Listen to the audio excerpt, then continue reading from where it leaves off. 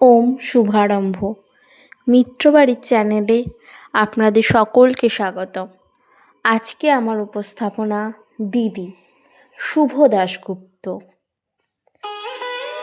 তোর নতুন ফ্ল্যাট থেকে ঘুরে এসে মাকে বললাম সব কিছু খুঁটিয়ে খুঁটিয়ে। তোর ঝকঝকে মোজাইক মেঝে, ইমালশন লাগানো দেয়াল, আধুনিক ডাইনিং টেবিল, জানলার দরজায় ঝুলোনো দামি পর্দা, এমনকি তোর ব্যালকনিতে রাখা বাহারি পাতার টব, সব কিছুই বললাম মাকে। নগেন দত্ত লেনে আমাদের আলো বাতাসহীন একতলার ভাঙা ঘরে বসে মা শুনলেন সব চোখ বুঝে। শুনতে শুনতে মার মুখে ফুটছিল হাসি আর চোখে আসছিল জল। তোর ব্যালকনিতে দাঁড়ালে ছড়িয়ে থাকা শহরটাকে অনেক দূর পর্যন্ত দেখা যায়। বসবার ঘরের দেয়ালে নতুন কেনা একটা সুন্দর পেন্টিং ঘরটাকে কি গাম্ভীর্য ভরিয়ে তুলেছে। এসব কিছুও মাকে বললাম। চোখ বুজে শুনতে শুনতে মার মুখে ফুটছিল হাসি আর চোখে আসছিল জল। তোর চেহারাটা আগের চেয়ে অনেক ঝকঝকে সুন্দর হয়ে গেছে, ফর্সা হয়ে গেছিস অনেকটা। যদিও তোর হাসিটা আছে ঠিক ছেলেবেলারই মতো। জামাইবাবুর মুখে শুনলাম সামনের পুজোয় তোরা নাকি একেবারে পুরো দক্ষিণ ভারতটাই বেরিয়ে আসবি।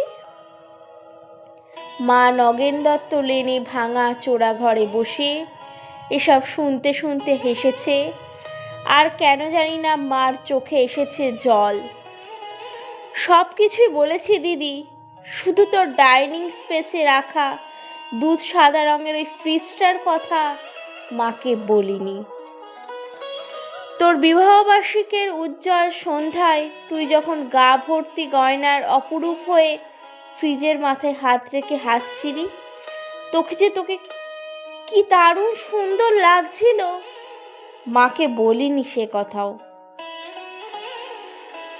বিবাহবার্ষিকীর সন্ধ্যায় তোর আনন্দ উজ্জ্বল অ্যাপার্টমেন্টে তুই আর জামাইবাবু যখন ওই ফ্রিজটার পাশে দাঁড়িয়ে হাসি মুখে মালা বদল করছিলি, বাবুদের রসিক বন্ধুদের অনুরোধে আর ক্যামেরাম্যানের ফ্ল্যাশ ঝিলিক দিয়ে উঠছিল উপচে পড়া খুশির মতন, তখনই দিদি আমার চোখের সামনে স্পষ্ট হয়ে উঠছিল হাসপাতালে করিডোরে বাবার ভেঙে পড়া মুখ।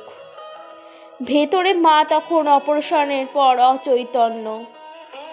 ডাক্তার এসে বাবাকে বললেন চোখটা বোধহয় আর বাঁচানো গেল না, তাও একবার চেষ্টা করে দেখতে পারেন মাদ্রাজে, যদিও অবশ্য অনেক টাকার ব্যাপার।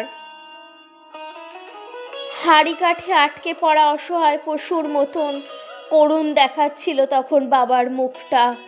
সিঁড়ি দিয়ে আস্তে আস্তে বাবা আমার কাঁধে হাত রেখে বলেছিলেন, কমলাকে সারা জীবন শুধু দুঃখ কষ্টই দিলাম, সুখ দিতে পারলাম না।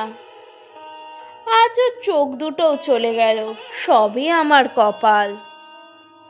দিদি, অনেক দরদ ও চাপাচাপির পর তোর বিয়েটা যখন আরো কয়েক ভরি সোনার একটা ফ্রিজের দাবিতের জন্য আটকে পড়েছিল, অনিশ্চয়তার ঘোর টোপে বাবা তখন কাউকে না জানিয়ে চড়া সুদে ধার করেছিলেন অনেক টাকা। সামান্য মাইনের প্রাইভেট কোম্পানি চাকরি করা বাবা বেঁচে থাকতে থাকতে অন্তত একটা মেয়ের পার করার দুরন্ত আশার ঝুঁকি নিয়ে ফেলেছিল অনেকটা। চোখের জল আর রজনীগন্ধা সৌরভকে পিছনে ফেলে তুই চলে গেলি।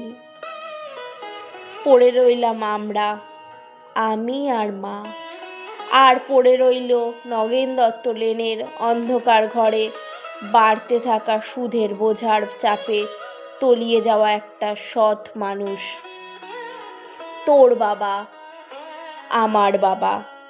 দিদি, তোর গা ভর্তি গয়না আর ওই দুধ সাদা ফ্রিজের কথাটা মাকে বলা হয়নি কিছুতেই। দৃষ্টিশক্তি খুইয়ে বসা মাকে বাবা বলেনি কিছুতেই, শুধু অসহায়ের মতন খুঁজতেন মার মুখে একটু হাসি, বড় মেয়ের ভালো ঘরে বিয়ে হওয়া একটু তৃপ্তি।